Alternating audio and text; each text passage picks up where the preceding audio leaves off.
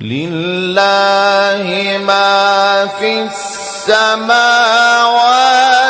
وما في الأرض وإن تبدوا ما في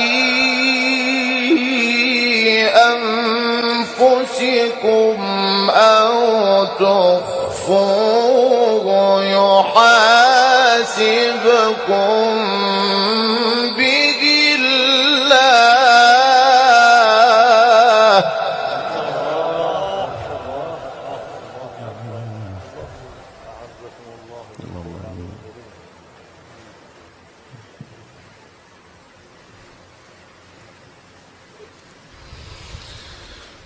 فيغفر لمن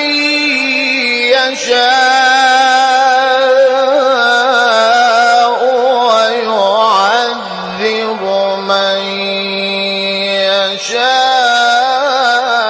يشاء والله على كل شيء قدير.